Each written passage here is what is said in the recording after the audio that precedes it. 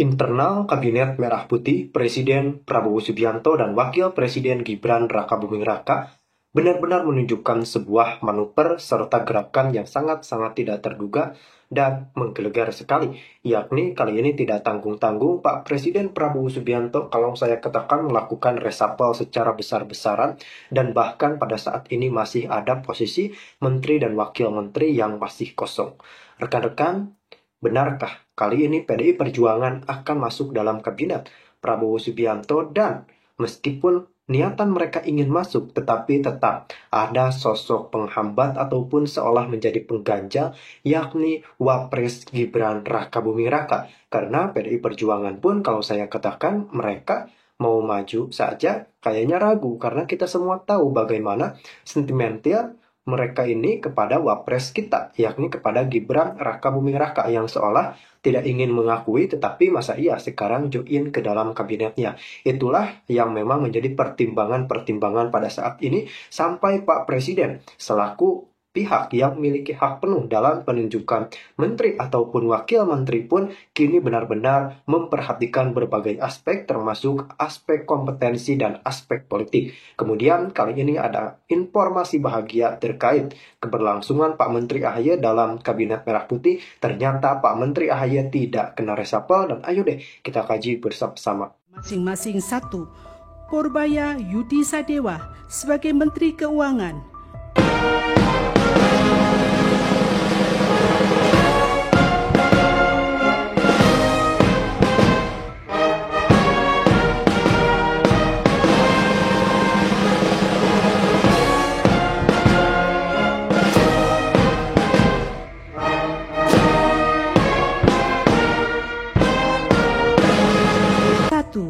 Memberhentikan dengan hormat dari jabatan Menteri dan Wakil Menteri Negara Kabinet Merah Putih periode tahun 2025-2029 masing-masing 1. Budi Gunawan, Menteri Koordinator Bidang Politik dan Keamanan. 2. AP Nandito Aryotejo, Menteri Pemuda dan Olahraga. 3 sampai dengan nomor 6 dan seterusnya. Kedua, mengangkat sebagai Menteri dan Wakil Menteri Negara Kabinet Merah Putih dalam sisa masa jabatan periode tahun 2024-2029 masing-masing 1. Purbaya Yudi Sadewa sebagai Menteri Keuangan. 2. Demi Allah saya bersumpah. Demi Allah saya bersumpah. Bahwa saya akan setia kepada Undang-Undang Dasar Negara Republik Indonesia. Undang-Undang Dasar Negara Republik Indonesia. Kepada Menteri Keuangan dimohon menuju meja penandatanganan.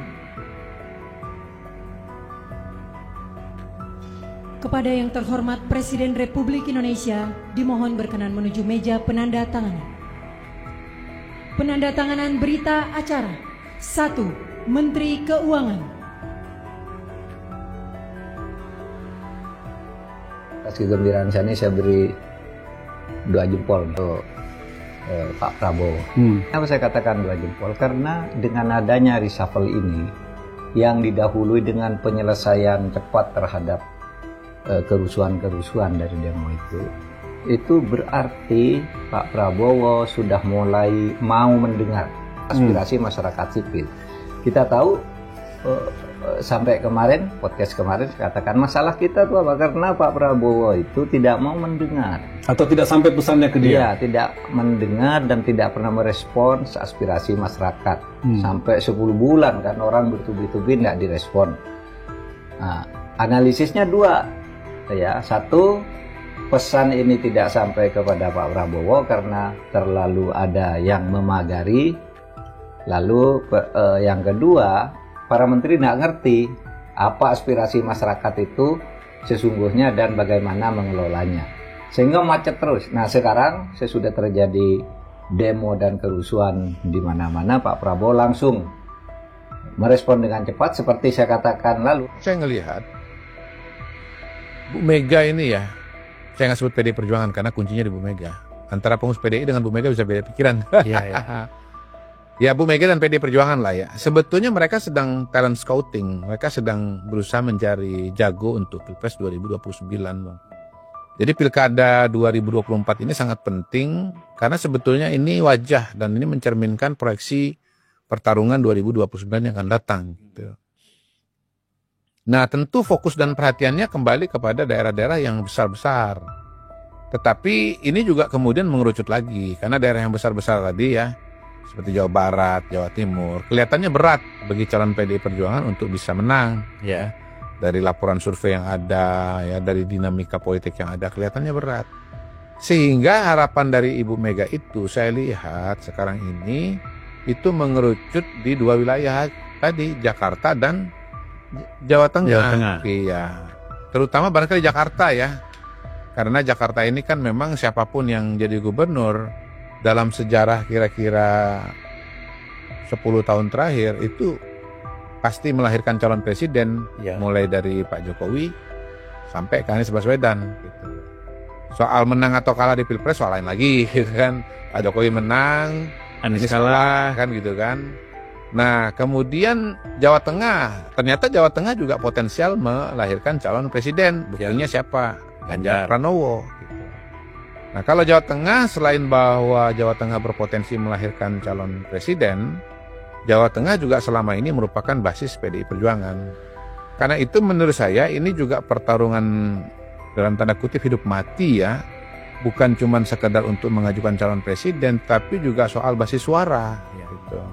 Kalau di Jawa Tengah PDI Perjuangan itu kalah di pilkada kali ini, maka dia satu, kehilangan potensi calon presiden 2029. Dua, dia bisa kehilangan salah satu basis politik tradisionalnya. Basis politik terbesar dan terkuat PDI Perjuangan adalah di Jawa Tengah. Jawa Tengah, ya. Jawa Tengah, di Jawa Timur PDI kuat juga, tapi di sana harus berbagi dengan PKB, kan? Ya, harus berbagi dengan PKB. Ya, kalau di Jawa Tengah praktis dia sendirian. Kita lihat dari sejarah hasil-hasil pemilu legislatif itu ya, dominan sekali partai PDI Perjuangan. Jadi kalau misalnya kalah di Jawa Tengah, ini adalah pukulan politik yang menurut saya berat buat PDI Perjuangan, terutama kalau dia berbicara masa depan. Tapi sebaliknya Bang, karena PDI ini adalah oposisi, maka kalau Andika yang terpilih, hampir bisa dipastikan itu akan sering kontra dengan kebijakan nasional. Iya. Andika, nih saya pelan-pelan ngomongnya. Andika akan menjadi Ganjar jilid 2. Entah apa nanti yang akan dia tolak, itu program pemerintah yang akan dilaksanakan, program pemerintah pusat yang akan dilaksanakan di Jawa Tengah. Nah, menolaknya tidak semata-mata bahwa kemudian perbedaan analisis kebijakan publik ya Bang ya. Saya mengakui bahwa satu kebijakan publik itu cara mengimplementasinya bisa berbeda-beda gitu. Bukan semata-mata itu, tetapi juga karena begini, ada kebutuhan juga bagi oposisi ini untuk membangun spektrum oposisi yang luas, bertahan, dan untuk itu memang memerlukan bahan baku atau bahan bakar. Yeah. Gitu. Nah, salah satu bahan baku atau bahan bakarnya itu adalah dengan melakukan penolakan, perlawanan terhadap kebijakan pemerintah pusat gitu. Diargumentasikan bahwa kebijakan ini nggak benar, tidak berpihak kepada rakyat gitu kan. Dan karena itu kemudian harus ditolak gitu. Gitu Bang. Indonesia sudah terlalu lama dijadikan ladang eksperimen oleh mereka yang gagal move on. Cukup, rakyat sudah bangun. Dan kalian tak bisa menidurkan kami lagi dengan pidato-pidato busuk itu. Karena sehebat apapun topeng akademis kalian, pada akhirnya sejarah akan membongkar wajah aslinya. Bukan pahlawan kebenaran, tapi badut intelektual yang gagal menjaga martabat bangsa. Puncak dari kemunafikan yang paling telanjang. Mereka mencaci maki sambil menikmati. Mereka menghina sambil menghisap manfaat. Mereka berteriak, rezim gagal dari balik kenyamanan jalan tol, bandara modern, pelabuhan baru, dan infrastruktur yang dibangun oleh orang yang mereka fitnah setiap hari. Mereka tidak malu. Mereka tidak punya malu. Mereka menuduh pemimpin ini anti-Islam, otoriter, pro-asing, antek oligarki. Semua label busuk dilemparkan seenaknya. Tapi saat hari libur tiba, mereka meluncur mulus di jalan tol Trans Jawa, bersantai di rest area yang luas, makan di UMKM lokal yang hidup karena arus mobilitas rakyat. Bahkan, sinyal internet yang mereka gunakan untuk memfitnah, itu pun dibangun dari proyek pemerataan digital yang mereka hina. Kalau memang kalian benci rezim ini, konsisten dong. Jangan naik jalan tol. Jangan pakai bandara baru. Jangan manfaatkan jaringan listrik dan internet yang dibangun pemerintahan yang kalian fitnah tiap detik itu. Tapi mereka tak akan berani. Karena mereka tahu yang mereka benci sebenarnya bukan kinerjanya, tapi keberhasilannya. Mereka sakit hati melihat pembangunan yang tak bisa mereka klaim sebagai prestasi pribadi. Mereka marah karena rakyat mulai cerdas, tak bisa lagi dipengaruhi oleh ceramah penuh benci. Mereka dendam karena kehilangan akses, bukan karena ada kerusakan nyata. Wahai rakyat Indonesia, sadarilah. Kita sedang menghadapi kaum intelektual palsu yang hidup dari manfaat pembangunan, tapi membalasnya dengan ludah kebencian. Mereka menyerang bukan karena negeri ini buruk, tapi karena mereka tak lagi ikut menikmati kuenya. Mereka ini ibarat penumpang gratis yang memaki supir, padahal mobil tetap melaju. Dan mereka tetap duduk nyaman di kursi empuk. Dan yang lebih jahat, mereka menyeret publik dalam kebohongan itu. Mereka ajak kita percaya bahwa pembangunan yang nyata adalah ilusi, dan narasi muram yang mereka jual adalah kebenaran. Padahal, siapa yang kita lihat bekerja siang malam? Siapa yang tanpa banyak bicara, terus bangun jalan, jembatan, waduk, pelabuhan, rumah sakit, dan sekolah? Lihat realita, jangan terbius retorika. Lihat bukti di lapangan, bukan bualan di podcast. Kalau mereka masih terus menyerang sambil menikmati hasil kerja yang mereka hina, maka sesungguhnya mereka bukan hanya munafik, tapi juga tak tahu diri. Rakyat Indonesia yang terhormat, inilah waktunya kita bersikap. Terlalu lama kita diam saat mereka terus menari-nari di atas keberhasilan orang lain sambil berteriak, gagal, rusak, hancur. Padahal mereka sendiri tak pernah membangun apapun selain keributan dan keraguan. Mereka tidak turun ke lapangan. Mereka tidak membaur dengan rakyat kecil. Mereka tidak berkeringat di proyek pembangunan. Tapi mereka paling lantang memaki. Mereka ini ibarat kucing yang pura-pura jadi singa. Menggonggong keras, tapi hanya menggertak, tak pernah menggigit. Semua dibungkus dalam gaya akademis, seolah sahih, padahal cuma bungkus propaganda kelas warung kopi. Maka sekarang, dengarkan baik-baik. Wahai para penyebar racun berkedok intelektual, wahai para pecundang yang menjual nalar demi kursi yang hilang, wahai para pengamat bayaran yang lidahnya tajam karena dompetnya tipis, kami tahu siapa kalian. Kami tahu kalian sedang menyamar. Dan kami tak akan diam. Rakyat Indonesia tidak sebodoh yang kalian kira. Kami bisa membedakan mana kritik yang mencerahkan dan mana ocehan yang menjijikan. Itulah para penggerak tadi sudah menyiapkan ini Pak, rekaman-rekamannya. Yang direkam pasti yang kekejaman polisi. Kekejaman polisi doang, tapi kalau kekejaman rakyat yang mayu jarang sekali diviralkan. Itu contohnya itu. Jadi satu adalah memancing memanfaatkan pas lagi kacau, terus itu menimbulkan anarkis. Yang kedua adalah memanfaatkan kemarahan sabaran anggota polisi. Anggota polisi dilempari, dihina dan sebagainya supaya polisinya marah. Kalau marah, kalian kan dapat gitu. Yang ketiga adalah menimbulkan martir. Martir itu Pak, itu bisa menimbulkan korban orang-orang yang di lapangan, atau korban aparat, atau korban orang yang memang didesain. Seperti contoh kemarin itu, ojol itu ya. Jadi menurut Pak Arianto, almarhum Afan itu adalah martir yang dirancang oleh si dalang. Ya, salah satu martir. Martir yang tembuhan gini Pak. Ciptakan untuk martir itu adalah tindakan aparat yang sangat eksesif. Nah kemarin itu kan, kalau ini riset saya ya, sekarang ini Pak, ojol itu adalah salah satu organisasi yang paling kuat, mempunyai solidaritas yang paling tinggi. Ya kan? Melebihi dari Pak geng. Kalau geng itu solidaritasnya paling satu kota aja. Tapi kalau ojol ini bisa dibuktikan kan, kasus di Malaysia ojol kan sudah gitu. Makanya itu kalau saya menduga ya, itu ketika saya melihat itu ada, saya nggak ada rekamannya. Ketika itu ada rekaman jam 8 itu diinjuk-injukin ini, waduh, saya pikir ini habis kita. Disitulah itu kalau dugaan saya sementara ya, itu pasti bukan kejadian yang seperti yang kita lihat itu. Harus diselidiki dulu, karena yang dilihat gitu sekarang kan brimob melites gitu, terus kemudian bukannya berhenti malah lari terus gitu. Nah kemudian kan karena yang meninggal ojol kan dia kan banyak solidaritas tinggi kan, banyak teman-temannya kan. Saya udah pastikan waktu itu pasti meledak seluruh Indonesia. Ya, sebelum kita ke sana Pak, menurut Pak Arianto, dari kita bicara apakah ini kudeta atau makar, ya sebenarnya kan apa sih Pak agenda atau tujuan besarnya mereka dalangnya ini ya, dengan seluruh sistem sel yang bergerak di lapangan pada saat itu. Kalau dalang itu, kalau kudeta itu kan menggulingkan pemerintahan yang sah, ya kan.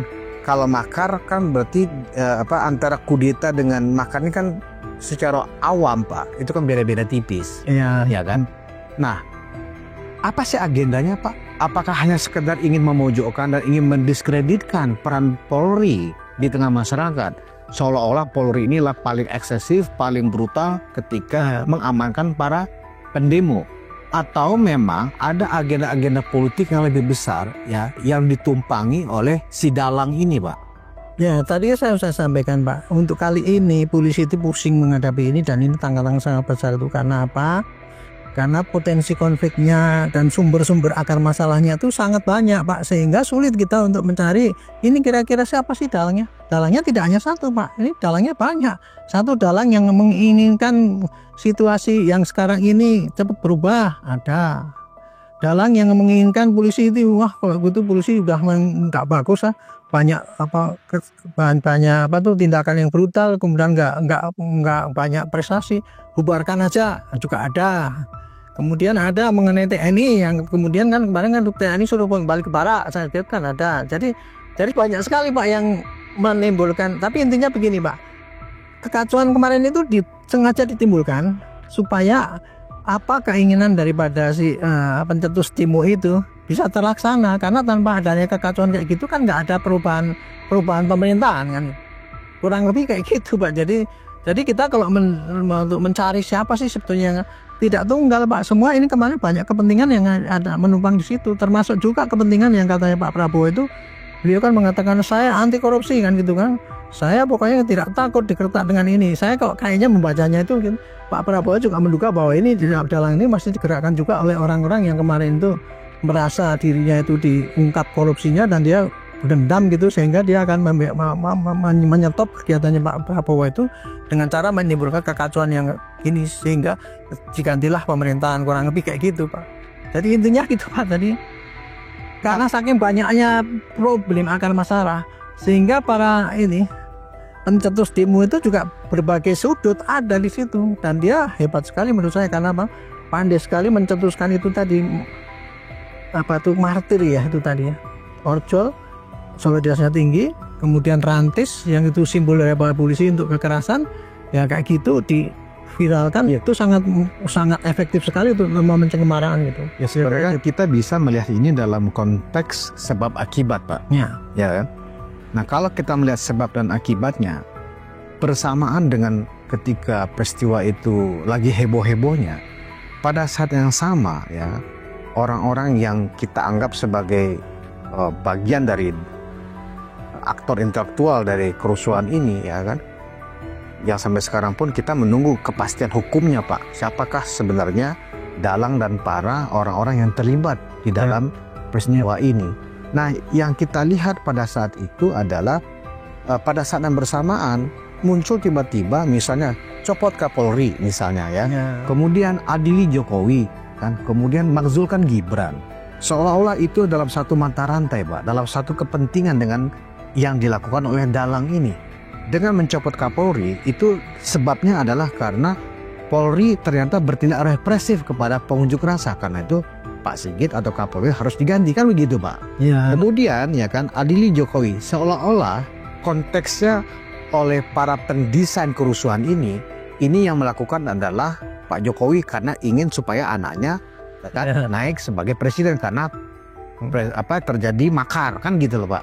Nah kalau kita lihat dari sebab akibat seperti ini, layak nggak sih Pak diduga bahwa ini sebenarnya kerusuhan itu memang sengaja ditunggangi oleh dalang ini ya, untuk menyingkirkan ya kepolisian yang menjadi benteng sekarang dari Presiden Prabowo ya kan, agar militer kembali menguasai pemerintah. Ya itu ya, saya nggak bisa mengatakan itu layak apa tidak ya, tapi saya hanya ingin menguatkan apa yang disampaikan oleh Bapak Prabowo. Pak Prabowo kan mengatakan ini adalah kesukaan ini kan, mengatakan berkata dasarnya kerusuhan ini ya. Beliau kan akhirnya berkesimpulan terakhir ini saya duga ada makar kan gitu kan. Artinya makar itu Pak, makar itu adalah suatu perbuatan yang untuk merubah sistem pemerintahan yang inkonstitusional. Gitu aja Pak. Merubah itu bukan hanya menjatuhkan pimpinan, tetapi juga merubah sistem pemerintahan ini kan, dia kan banyak sekali kelompok-kelompok yang ingin merubah sistem yang misalnya lah contohnya sistem khilafah yang harus dipaksakan, itu kan juga mereka masih punya yang di lapangan tuh masih itu kan, masih punya apa kemauan untuk memperjuangkan itunya. Itu kalau dari sistem pemerintahan ya. Dari sistem keamanan juga antara TNI dengan Polri selama ini kan ya sudah berjalan dengan baik. Tapi masih ada juga TNI yang berkehendak supaya TNI kembali seperti yang dulu. Ya kan mesti kelihatan juga ada gitu. Oh, berarti TNI ingin dikembalikan perannya seperti di era Orde Baru. Ya, dugaan-dugaan itulah yang muncul dari para aktivis tuh. Makanya kemarin kembali kan ada tuntutan TNI kembali ke barang. Itu suatu kekhawatiran ya, bahwa ini ada juga didalangi juga dalam tanda petik ya oleh TNI karena dia ada kepentingan gitu. Itu yang berlangsung di lapangan. Saya tidak mengatakan ini kayak gitu ya dugaan saya, tapi statement-statement yang ada di lapangan yang muncul itu seperti tadi contoh pecat Kapolri ya, itu bisa muncul bukan hanya dari yang kemarin dari benci dengan Pak Jokowi karena ini anak emasnya, itu bukan itu aja. Banyak sekali Pak yang lain-lain yang sekarang yang lagi diproses karena dianggap dikriminalisasi, itu pun dia mengambil kesempatan saat ini untuk menyampaikan itu tadi kegas-gasarnya untuk tadi merubah sistem pemerintahan dalam hal ini di kepolisian gitu. Itu maksud saya. Jadi ini kesempatan yang dimanfaatkan betul-betul oleh orang-orang yang kecewa dan marah dan sebagainya itu untuk melakukan tindakan anarkis di dalam penyampaian unjuk rasa itu. Gitu. Kalau unjuk rasa kan hanya bunyinya kan menyampaikan aspirasi. Tapi kalau kemudian pesan-pesan untuk menyampaikan yang di luar daripada aspirasi itu kan berarti jelas kepentingan daripada yang bersangkutan sendiri untuk merugikan kepentingan antara dalam kerusuhan ini yang punya agenda tertentu pastinya.